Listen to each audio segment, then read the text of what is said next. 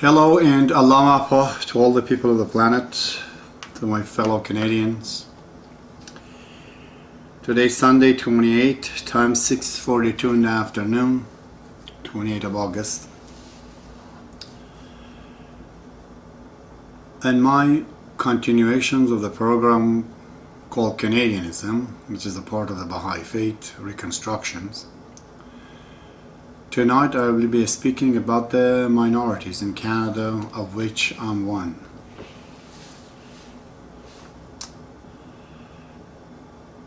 In my opinion, the defining moment of a working democracy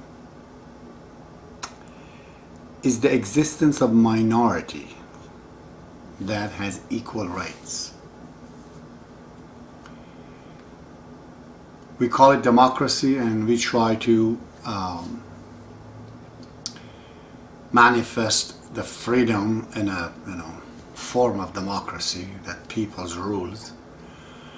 But there is no regime or system in the world that all the people, majority of the people, 100% of the people, they vote for a government or for a system or for a law or a rule. It's more than 50%, and that's enough for democracy to call it democracy and freedom. But what happens to those who do not get elected, who do not vote for? This is the problem.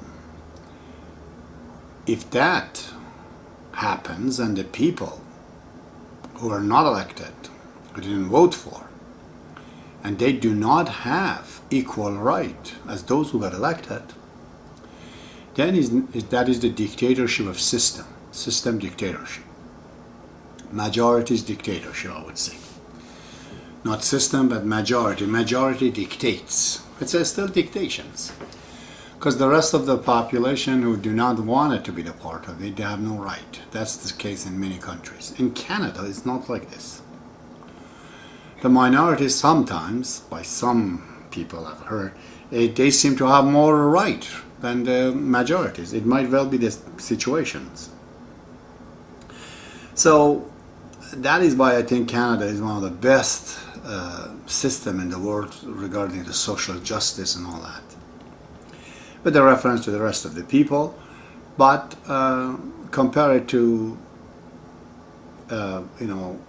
something to itself. This last year, Canada has a lot of rooms for improvement, not in comparison to anybody else. So these minorities in Canada is a signifying, in my opinion, aspect of the great Canada. Canada is great because of it. I've been 27 years in this country. As a salesman, I've met all kind of minorities, from Italians, Portuguese, Greece. I've learned, although they are Europeans and Christians, but they have a better family systems in compared to other people. That is Anglo-Saxons and French even, Canadian. It seems the family structures in the Italians, Greek or Portuguese, or maybe Ukrainians, they're better. The relationship is all there. The children are not kicked out of the house at age 15. They're kept there. There is there. My definition of a human being is to have a connection to the past and to a future, like at least 3 links. And that I've learned from these people in Italian, how they can. For example, from people of Chinese, I haven't seen a lot of Japanese, I've learned the discipline, regulation. These are naturally disciplined people, and that is what is the winning token. Right now they have over this lavish life of disorganized, chaotic of the West. That's why they're winning, because it has become a part of them. I think, you could say historically, because they have accepted Buddhism some thousands of years ago, and the message of Buddha was balance, and this balance have gone into their system.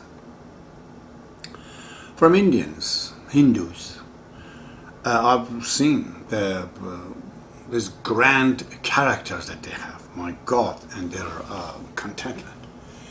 It's so hard to depress an Indians, very hard.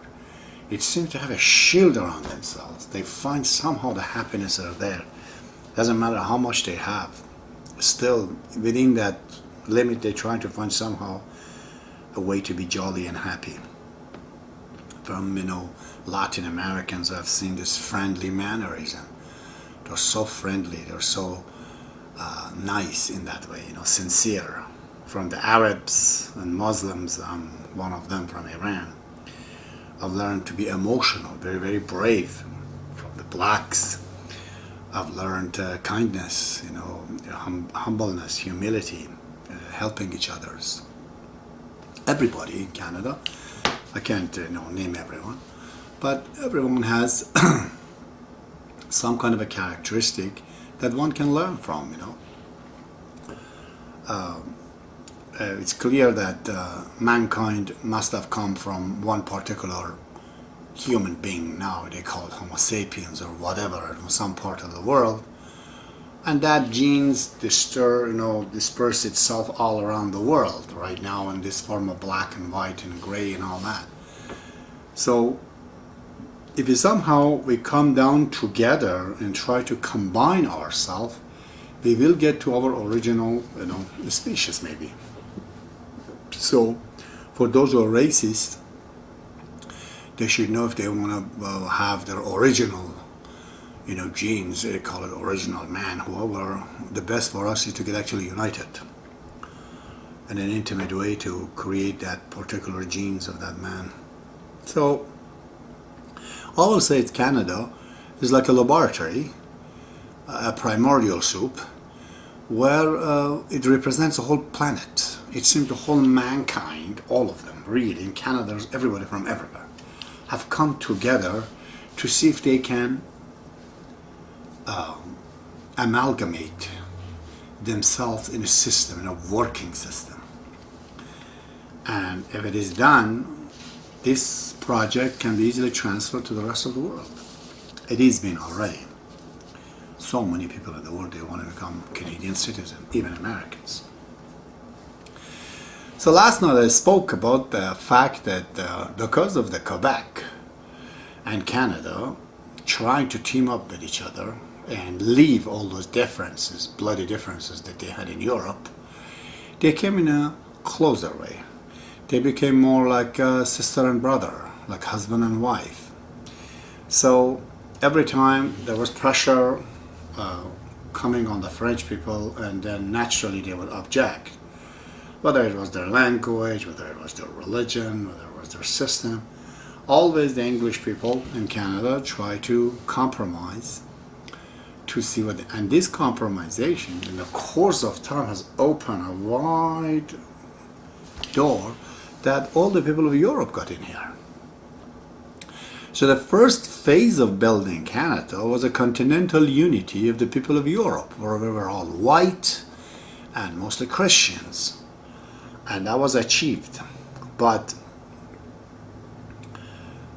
because what again happened in Quebec triggers always these things. I think it was 1980 when the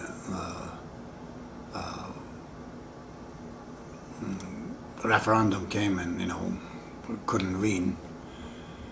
But it gave the idea to Trudeau, Pierre Trudeau, who was from both English and French family, French parents. He decided to go for this multicultural system, which was approved by the Parliament of Canada. This was a great, decisions to keep Quebec inside, and this is why the 1995, I think, referendum also couldn't win because of this, because Quebecers, they saw that, okay, there is a official language, the language is spoken all over Canada, never mind just in Quebec, and so there was no reason for them to feel that their pride or their nationality is being overwhelmed and stepped over, so they stayed in there. But this created a special situation. I'm not going to call it conundrum, but now Canada is coming, never mind Europeans, which were white and Christian, now they want to digest the whole world in it. And we have many conflicting religion and customs in the world. To digest those things within Canada, it becomes a very tough task. I am pretty sure Canadians, as they are right now, that is both French and English, have a hard time to digest this. It's very difficult. It's a great idea, but it needs a lot of working out to do this. It's not a simple thing.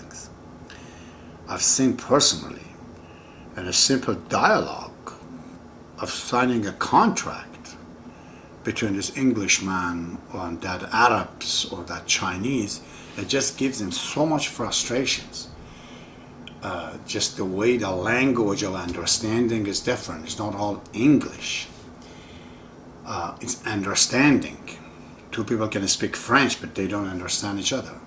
This frequency of understanding is a dilemma here.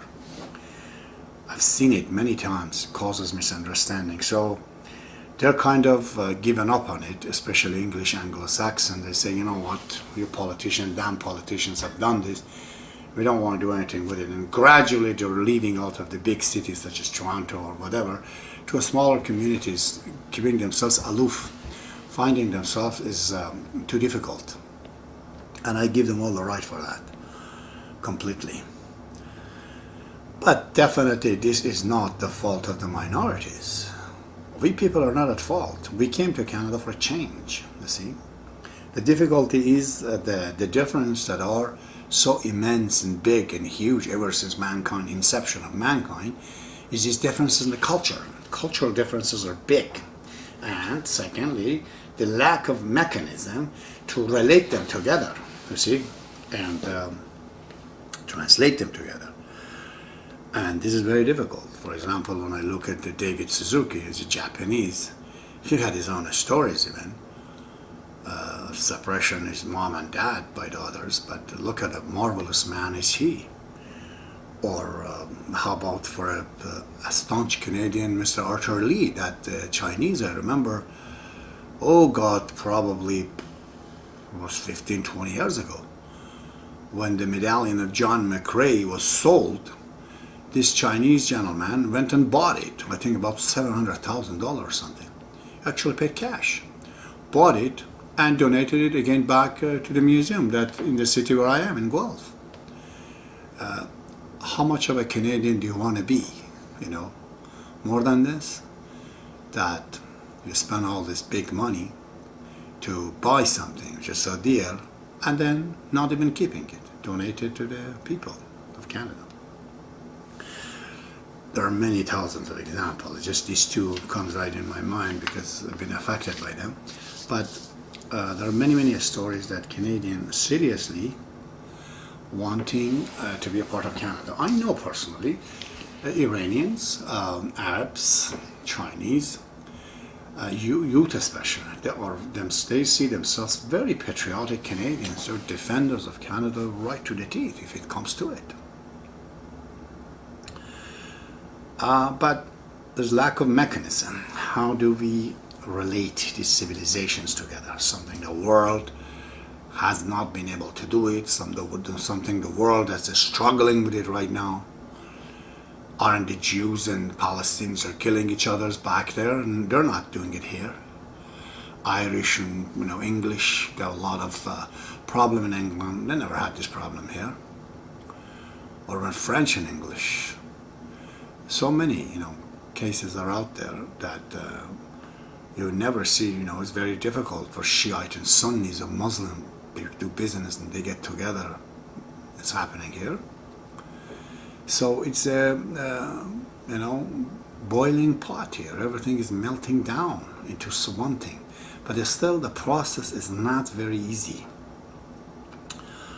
So because that mechanism is not there to say that the religion of Islam or Christianity, what are the relations and how close these things are.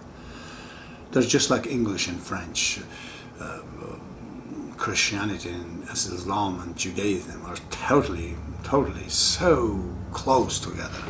It's nothing like Buddhism or Hinduism. They're very close. So love, loving a human being intimately for marriage, for having children.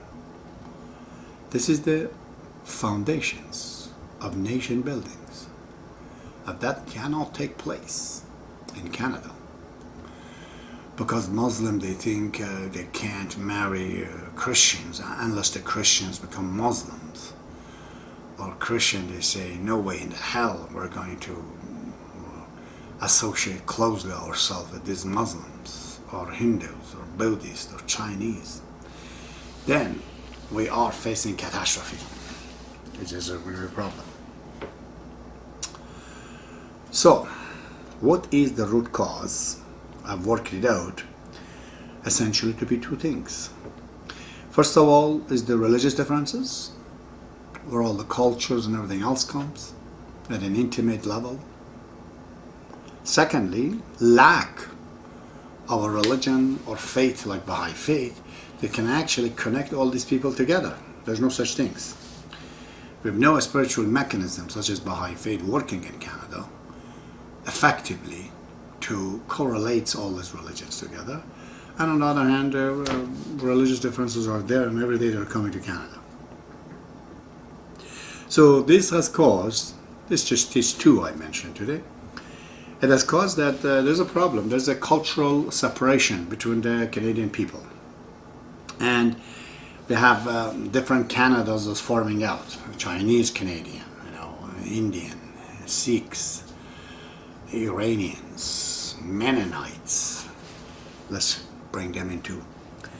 They're all growing without connecting with each other at the intimate level. So the end, if this continues, the end is not very nice at all. The first thing that happens, it creates racism. Always. It's just like a tumor in the brain. You have a brain, but you have a tumor. It's a second brain, wants to grow. Then there's competition with this main brain and this tumor. Either the brain will kill the tumor, or tumor, most like the case, the tumor will kill the brain. The brain is gone. These minorities, if they do not, with a mechanism, come together intimately, marrying each other, loving each other, creating a new race, a new human being, there's bound to be competition, fierce one and bloody one at the end. This is what happened in Europe. You all know it. Jews were under pressure. They didn't want to marry Germans. Maybe 1%, 2%. But majority of them, they know, we're Jews, you're Christian, you'll stay there and we'll stay there. So when the majority presses the Jews, they have to compensate with the balance of power. What they're going to do, as naturally happens to a minority under pressure becomes stronger. Just like diamond in a coal mine, becomes better. This is why there are so many great Jews in Germany, of great thinkers, great scientists, great artists, great everywhere. But they're not a part of the Germany. Why? Because they're not marrying each other. So they're singled out. And naturally, because of their faculties and hard work, they're rich too. So somebody like Hitler comes, uses Machiavellism and says, look, these guys are Jews, they're killing Christ killers, they call them. And they have all the money. People are jealous, naturally, because they see these minorities are beating them down. They bought it, and he sold it to them. The same thing is going to happen in Canada. It's bound to. I've seen it myself in British Columbia. In British Columbia, between the Sikh community and the Chinese and Anglo-Saxon, which are mostly in there, there's huge problems between them. They're growing separately, their own ways. Everybody has his own concept of building the city in Canada, and they're conflicting. They're all conflicting. It is really, really seriously a problem. We are creating racists out of Canadians. Can you imagine? Who will not become racist when it's pressured that much? Starts to hate, But Canada, that I know so far, is not a racist country. I totally refuse to accept it. I've seen it in close contact. These are all conflict of the characters not getting along, cultures not getting along. There's no such a thing in the heart of a Canadian, French or English or anybody, that I really hate that guy because he's a Muslim. That's not the case. Okay, I'll give you 1%, but that's it. So, when we see these things, one of these problems, when we talk about human relation and a close contact, encounter, the fourth type, when we get that close, all of it, you could trace is to the religion, really. Cultures comes out of the religion belief system and all that. So, these differences between the religion in Canada, we have the choice of having no religion, which hasn't worked, or having bad religion, which is again a problem. Having a bad concept of the religion, a perverted, version of the religion, or have no religion. Both of them are not working. Baha'i faith, in my opinion, is the solution because it's a transfer stations. You see, when you read the Baha'i faith, it's totally like a field, like a score, where all the religion, like a river, come right into the middle of this lake. Okay? They get translated. It's a translation system, Baha'i faith, for the religions. As a Christians, when you become Baha'i, you will be